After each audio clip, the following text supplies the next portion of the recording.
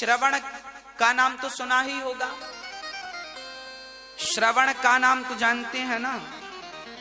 आप श्रवण को तो जानते हैं, पर आप शायद श्रवण के माता पिता को नहीं जानते।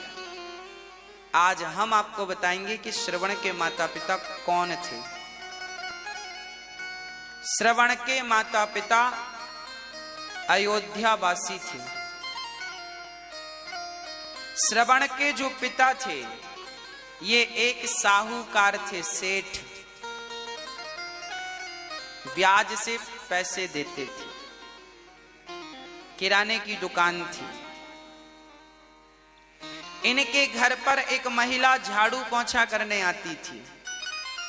झाड़ू पोंछा बर्तन, घटना अयोध्या की है। ये श्रवण के माता पिता हैं, जरा बहुत ध्यान से सुनिएगा।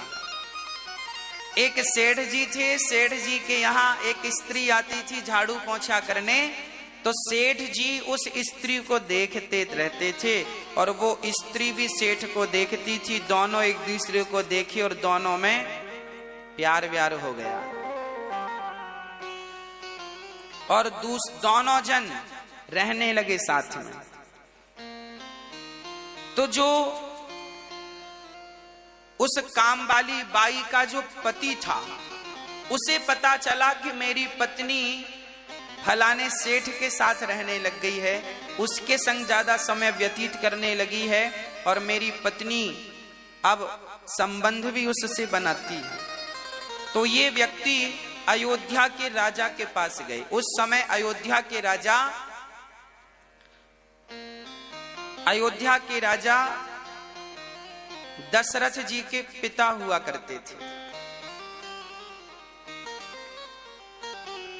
आज है ना, उनके पास ये बात पहुंची। उनके पास जब बात पहुंची तो उन्होंने बुलाया, सेठ को बुलाया और बाई को बुलाया, यहां आओ। राजा ने कहा क्यों, तुम इसके साथ रहती हो? सेठ से कहा तुम इसको गलत निगाहों से देखते हो। अब वो सेठ डर गया, वो बाई भी डर गई। हाँ महाराज, हमसे गलती हो गई, ये बड़ी सुंदर है, हमारा मन चला गया। अब वो काम वाली बाई का पति बोला, देखो महाराज, मेरी पत्नी को फलाने व्यक्ति ने, सेठ ने अपना लिया, अब मेरे बच्चे हैं छोटे छोटे, मेरा तो घर बर्बाद हो गया। जब इनका अपराध इन्होंने स्वीकार कर लिया तब राजा ने दंड दिया। अब बताओ ऐसों को क्या दंड मिलना चाहिए? तब राजा ने आज्ञा दी कि इन दोनों ने ये गलती इसलिए की है क्योंकि इन दोनों ने एक दूसरे को देखा है, इसलिए दोनों की आंख फोड़ दी जाए, यही इनका दंड है। तो राजा ने उस बाई की और उस सेठ की आंख फोड़वा दी। ये तो न्याय हो गया। क्या हो गया? ये न्याय। और उसके काम वाली के पति ने कहा अब मैं इस महिला को, इस स्त्री को पत्नी के रूप में स्वीकार नहीं करूंगा, वो तो चला गया। अब राजा ने विचार किया कि यदि ये दोनों हमारे राज्य में रहेंगे तो इनको देखकर कल किसी और की निगाहें ना बिगड़ जाए। इसलिए राजा ने उन दोनों अंधा अंधी को अपने राज्य से निकालकर बहुत दूर भिजवा दिया जंगल में। जाओ, दोबारा राज्य की सीमा में दिखाई मत पड़ना, नहीं तो मृत्यु दंड देंगे। तुम जैसों का दर्शन कोई करेगा तो कहीं उसकी बुद्धि भ्रष्ट ना हो जाए। देखिए न्याय क्या था। कहीं एक आदमी के कारण पूरा समाज ना बिगड़ जाए, इसलिए दंड क्या था पहले के जमाने में, क्या न्याय था। राजा ने वहां से विदा कर दिया।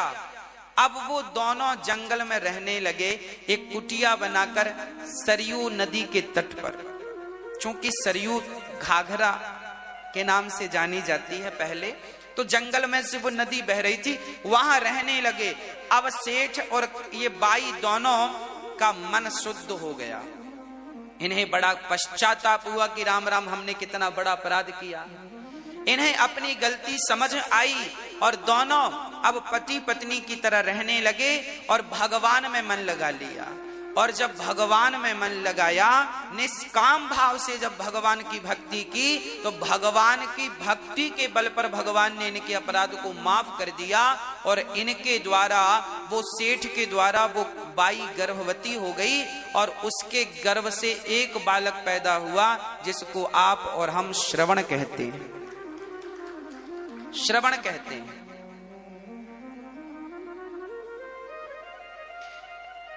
फिर श्रवण अपने माता पिता की सेवा करने लगे। श्रवण का विवाह हुआ तो श्रवण की पत्नी अपने अंधा अंधी को महेरी खवाया करती थी। महेरी जानते हैं?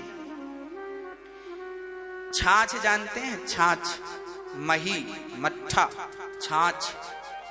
छाछ में चावल डाल दो, थोड़ा सा नमक डाल दो और उसे पका करके खा लो, उसे महेरी बोलते हैं। तो जो श्रवण की पत्नी थी, वो अपने अंधा अंधी को छाछ में चावल पका करके खवाती थी और अपने पति को दूध में चावल पकाकर, मतलब खीर खवाती थी। अच्छा, दोनों दिखने में एक से दिखते थे। तो श्रवण के माता पिता सामने ही बैठ के खट्टी खीर खाते थे और ये मीठी खीर खाते थे। एक दिन श्रवण के माता पिताजी की थाली की जो खट्टी वाली खीर थी, महेरी, वो ज्यादा गर्म थी। तो श्रवण ने पिता की थाली स्वयं ले ली और अपनी थाली पिता को दे दी। तो अब जब पिता ने खीर खाई तो पिता ने कहा, बेटा श्रवण, आज घर में कोई उत्सव है क्या?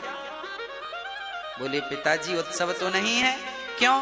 बोले, आज घर में खीर क्यों बनी है? श्रवण ने कहा, पिताजी खीर तो रोज बनती है। ना बेटा, मैं तो आज पहली बार खीर खाया हूं।